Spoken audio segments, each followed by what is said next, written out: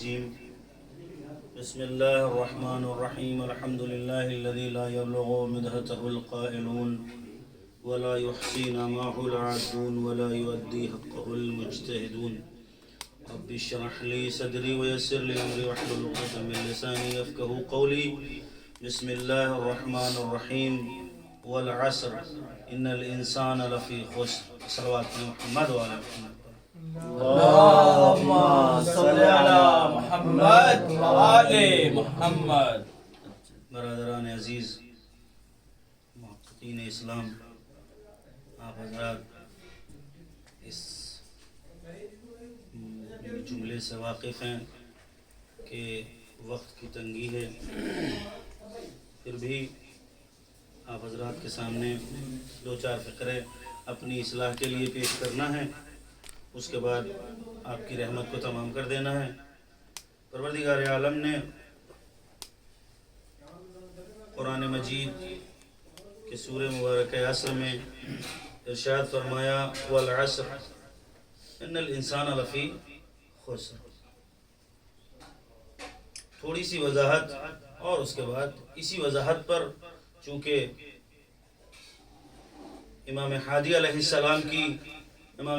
السلام کی ولادت ہے، لہذا ولادت کے دن چل رہے ہیں، مبارک دن ہیں، لہذا انہی کے اوپر اور انہی کی فضیلت کے بارے میں اگر دو چار الفاظ اس زبان سے نکل جائیں تو شاید کسی لائق ہوں۔ ایک صلوات پڑھیں مل جل کے محمد و آل محمد۔ اللهم صل على محمد وآل محمد۔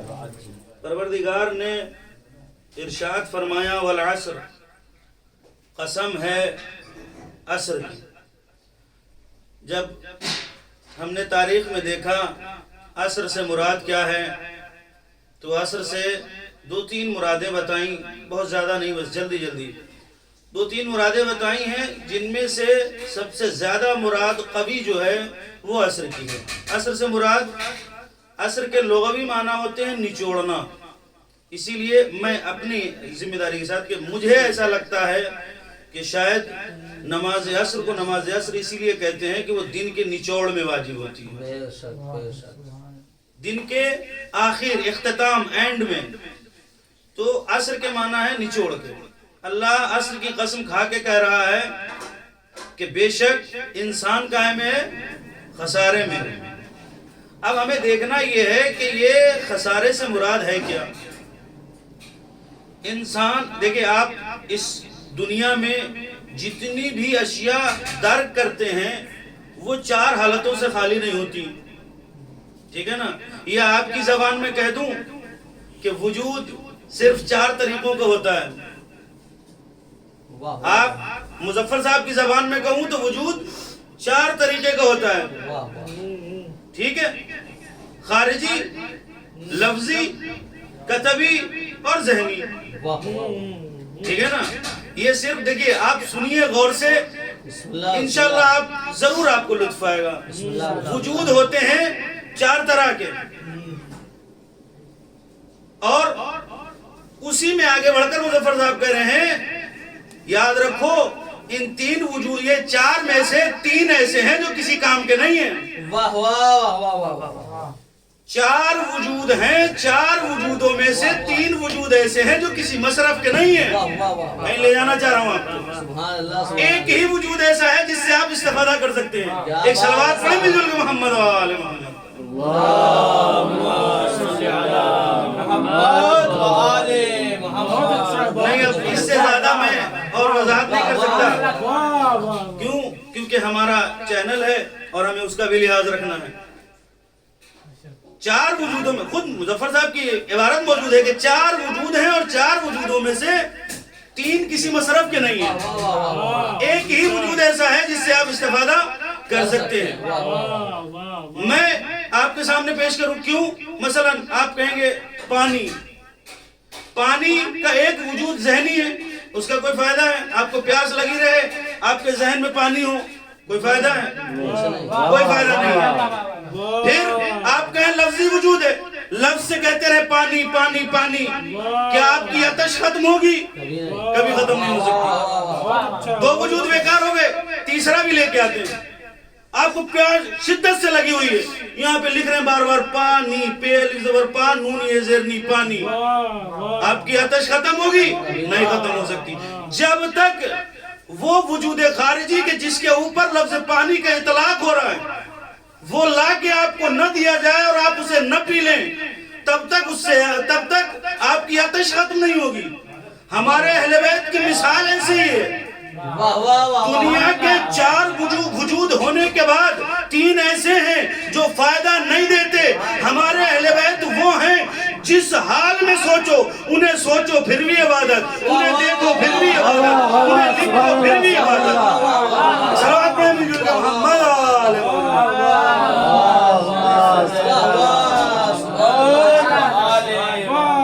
یا میں اپنی ناقص زبان سے کہوں، ناقص عقل سے کہوں کہ یہاں مظفر صاحب کا قضیہ ہمارے اہل بیت نے آ کر توڑ دیا۔ کیا توڑ دیا؟ مظفر صاحب نے کیا کہا؟ 4 وجود ہیں، 3 بیکار ہیں، 1 صحیح ہے۔ ہم اہل بیت کا وجود، ہمارے اہل بیت کا وجود ایسا ہے جن کے بارے میں سوچو تو بھی عبادت، لکھو تو بھی عبادت، کہو تو بھی عبادت، پڑھو تو بھی عبادت۔ سبحان اللہ سبحان اللہ، بہت اچھا ہے۔ یہ آپ کبھی نہ سوچیں کہ ہادی وہی ہوتا ہے جو آپ کے پاس آ کر آپ کی ہدایت کرے، نہیں، بے شک بے شک، آپ کو ہدایت ہونی چاہیے۔ من مات ولم یعرف امام زمانہ ہی مات میتۃ جاہلیہ کا مطلب یہ نہیں ہے کہ آپ جا کے معرفت حاصل کریں۔ ہم اگر اس کا مطلب یعنی اگر معرفت امام سے جا کر ملنے پر ہی موقوف ہوتی تو آج کے زمانے کے لوگ معرفت امام کیسے حاصل کرتے؟ چونکہ ظاہراً ہمارے امام ہم سے غائب ہیں، ہمارے موجود ظاہراً نہیں ہیں۔ اس کا مطلب یہ ہے کہ ہدایت اللہ کی طرف سے ہوتی ہے اور اس کے لیے شرط نہیں ہے کہ امام آپ کے پاس آئیں یا آپ امام کے پاس جائیں، نہیں۔ ہدایت جب ہونے والی ہوتی ہے تو امام کی نظر کرم ہوتی ہے اور آپ کامیاب ہو جاتے ہیں۔ بے شک بے شک، جس کی ولادت منانے کے لیے آپ بیٹھے ہیں، انہوں نے کیا فرمایا؟ ہمارے امام ہادی علیہ السلام فرماتے ہیں کہ صلوات پڑھیں بزرگ محمد وآلہ اللہم صلی علی محمد وآل محمد۔ الدنیا سوق، الدنیا سوق ربح فیہا قوم وخسر آخرون۔ یہ دنیا وہ ہے، یہ دنیا ایک بازار ہے۔ دیکھیں، ان الانسان لفی خسر، پروردگار کیا ہے؟ ہمارے امام کیا ہے؟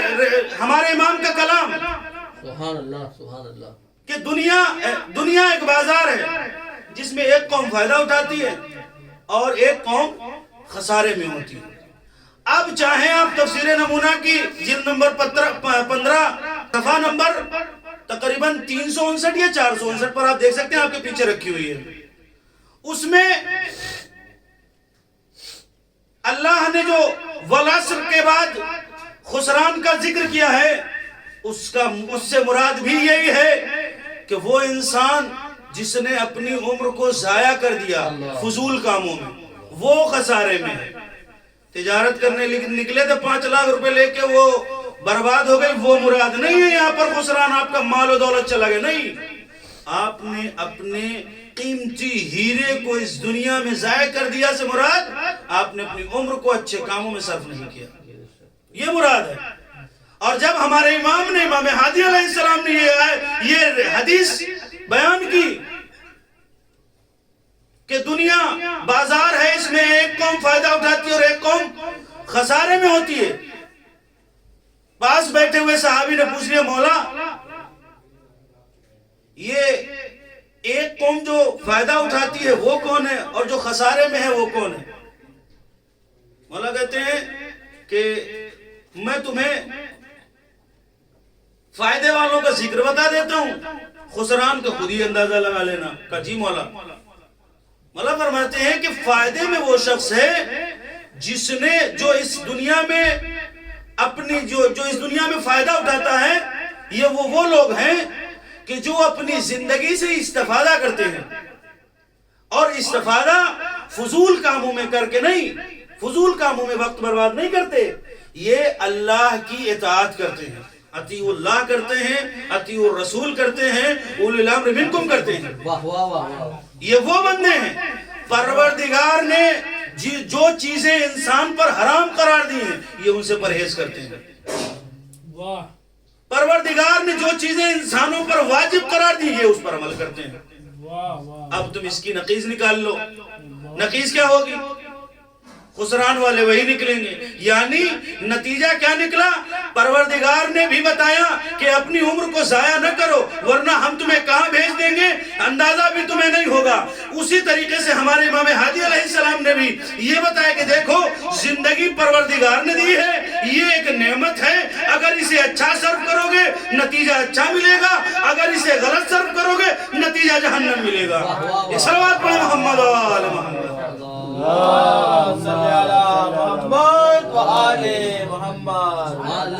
عزیزان گرامی، یہ واقعاً ایک ایسا جوہر ہے، میں اپنے موضوع سے دور نہ ہو جاؤں. یہ ایسا زندگی آپ کا ایک ایسا جوہر، ایک ایسا ہیرا، ایک ایسی قیمتی شے ہے جسے ہر کس و ناقص کے بس کی بات نہیں ہے جو آپ کو سمجھا سکے. کیوں؟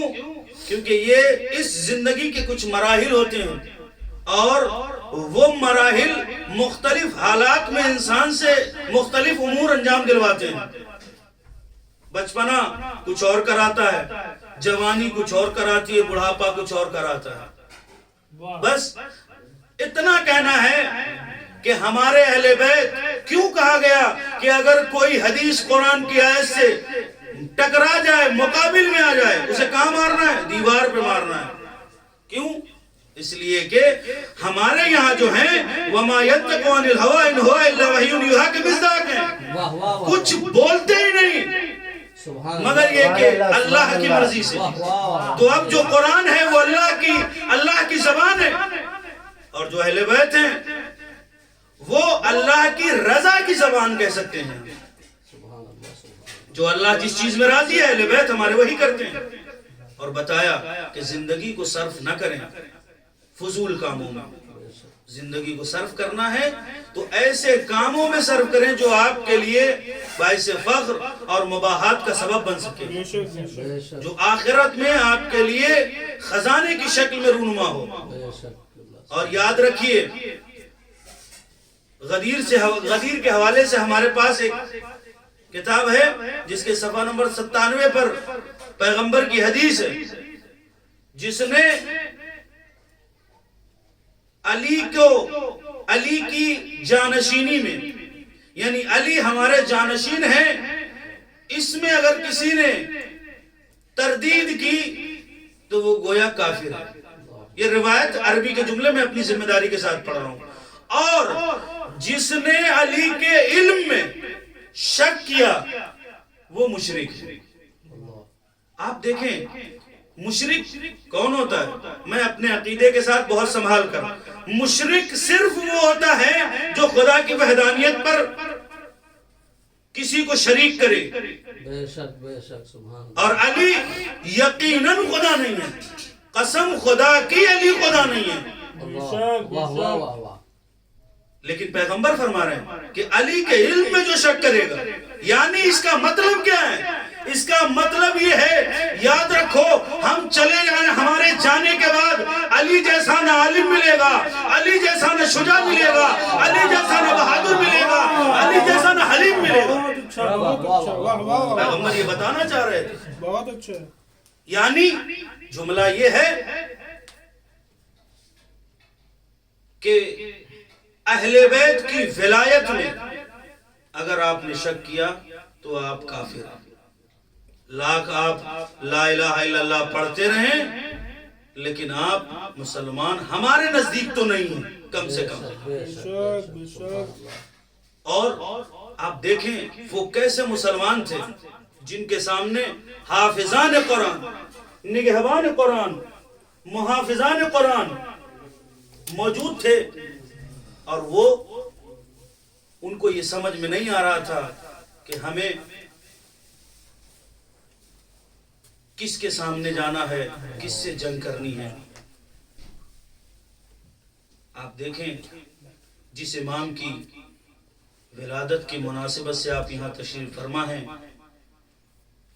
اس امام کی ولادت کو 1000 سلام، اس امام کی مصیبتوں پر امام کو صبر کرنا، امام کا صبر کرنا، امام کو 1000 سلام۔ آپ دیکھیں امام کو دھوکے سے شہید کیا گیا، اور شہید کرنے کے بعد آ کر آپ کے بیٹے نے آپ کو غسل و کفن دیا، آپ کو سپرد خاک کیا۔ تاریخ گواہ ہے، آپ دیکھ لیں،